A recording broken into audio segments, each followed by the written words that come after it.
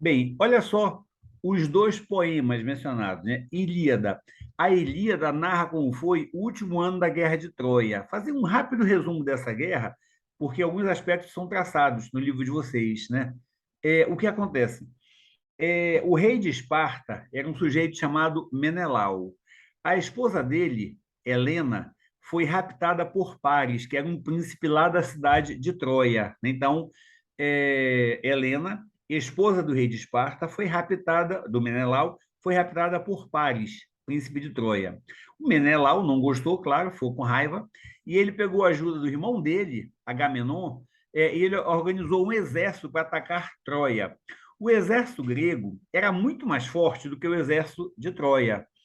Acontece o seguinte: Troia era protegida por muralhas altas, então os gregos atacavam, mas eles não conseguiam entrar. Por quê? Porque não conseguiu passar as muralhas. E aí, Ulisses, que era um guerreiro de Esparta, né, ele teve uma ideia. Ele disse: olha, nós vamos fazer um cavalo, um cavalo de madeira, e vamos oferecer aos troianos como símbolo de paz, nós estamos desistindo da guerra. E aí eles deixaram lá esse cavalo enorme de madeira. E os troianos fizeram festa. Opa, acabou a guerra, ainda ganhamos um presente, etc. Derrotamos os gregos, derrotamos os espartanos, e botaram o cavalo para dentro das muralhas. Só que dentro do cavalo havia um monte de soldados gregos. Quando foi à noite, todo mundo dormindo, os soldados que estavam dentro do cavalo desceram, abriram os portões da cidade e deixaram os soldados do exército grego entrar. E aí Troia foi saqueada aí, queimada, né? O mais importante, o mais valoroso dos guerreiros gregos, que era um cara chamado Aquiles, tem até um filme sobre Aquiles, ele foi morto quando recebeu, nesse último ano, quando recebeu uma flechada no calcanhar. É a expressão calcanhar de Aquiles e diga o ponto fraco de uma pessoa. É assim, o Aquiles, supostamente, ele tinha um corpo impenetrável, né? Ele nada, uma flecha batia nele e não entrava. Mas a mãe dele, para fazer isso, ela pegou ele pelo calcanhar e enfiou dentro do rio para tornar imortal. Onde ela segurou no calcanhar, a água do rio não banhou, e ali era o ponto fraco dele. Ele levou uma flechada no calcanhar e por isso ele foi morto. Faz parte da mitologia grega, né? Mas isso resume a Guerra de Troia. E olha aqui, essa história da Helena, a mulher do Menelau, foi levada por Paris, né? Essa história todinha tem uma música, só um trechinho, é curtinho, que resume essa história. Olha como é legal esse trecho da música.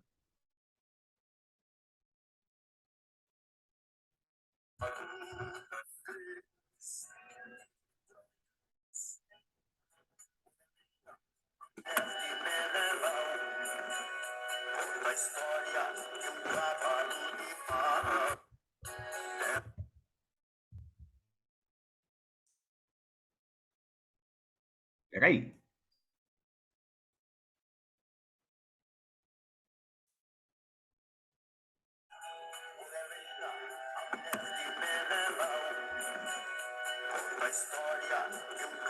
De novo, não tem pedido problema. Lá vai.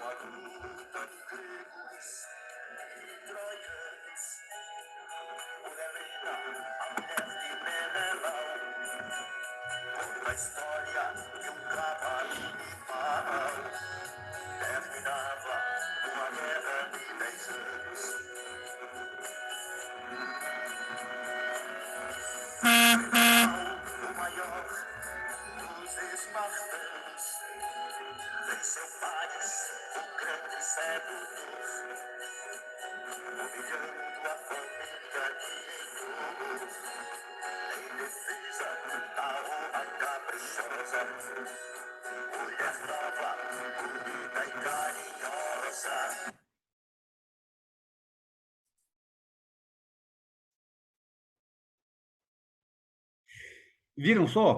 Essa música, eu botei só um trechinho dela, conta a história todinha. Helena, mulher de Menelau, conta a lenda que um cavalo de pau, que é o cavalo de Troia, terminava uma história de 10 anos. Então, faz um resumo legal da Guerra de Troia. Bem, mas vamos lá. Já o outro poema, a Odisseia, conta a história da volta de Ulisses, que era rei de Ítaca, fazia parte do exército grego, quando ele volta para casa, depois que a Guerra de Troia terminou. Inclusive tem filme sobre isso, depois que você ver, é muito legal. A viagem de Ulisses de volta para casa dura 10 anos e ele passa por um monte de aventura, enfrenta gigantes de um olho só, enfrenta sereias, é muito legal, tanto o livro quanto o filme, tá? Mas o fato é, esses dois poemas, Ilíada, contando o último ano da Guerra de Troia, e Odisseia, que é a volta de Ulisses para casa, eles são considerados como fontes para a pesquisa dos costumes gregos da época, tá? Olha lá. O conceito de antiguidade clássica, né? Qual foi o período clássico da civilização grega e por que esse nome foi escolhido? Nós vimos há pouco naquela figura, né? O período clássico foi entre os séculos 6 e 4 a.C. Está aqui, isso é importante saber, tá? Entre os séculos 6 e 4 a.C. E ele é chamado de clássico porque ele foi o apogeu da civilização grega. Foi a época de maior desenvolvimento da cultura grega na filosofia, na política, por causa da democracia, no econômico, porque por causa do comércio, principalmente, né?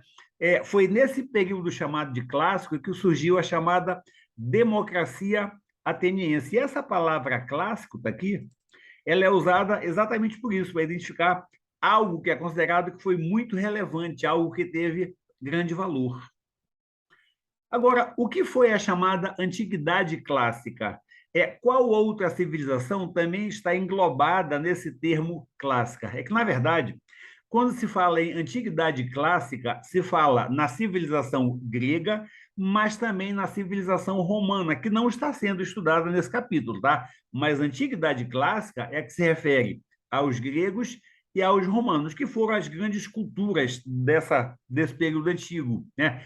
E aí o que acontece? Essa antiguidade clássica, ela busca o que os gregos nos deixaram na filosofia, no teatro, nas práticas religiosas, os romanos, a ideia de república, os romanos, o direito, né? O estudo do direito começou com os romanos, a língua latina, que é que nós, da qual a nossa deriva, e assim por diante. Então, conhecer a história dessas civilizações clássicas, a grega e a romana, nos permite compreender melhor as sociedades atuais, tá? Agora, nós podemos apontar que apenas a cultura greco-romana foi que formou a nossa sociedade? Foram importantíssimas, mas foram só elas? Claro que não, né? Não foi só isso. A nossa civilização, ela não é eurocêntrica, ou seja, ela não é centrada exclusivamente na cultura europeia. Primeiro porque os próprios gregos e romanos, eles já traziam consigo valores de outras civilizações orientais. Eles traziam também, misturada com a deles, a cultura egípcia, fenícia, persa, dos povos da Mesopotâmia. Além disso, todas as outras civilizações, a chinesa, inca, maia, asteca, mesmo não sendo chamada de clássicas, são importantes para a história mundial e também influíram na formação das diversas sociedades atuais. Vou só dar um exemplo para não ir muito longe. Entre nós, por exemplo, o consumo de milho vem lá dos maias, né? Vocês já estudaram sobre os maias.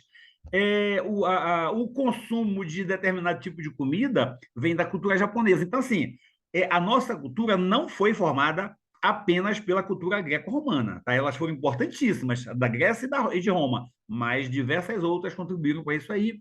E vou parar por aqui para a gente fazer agora o exercício de aprendizagem.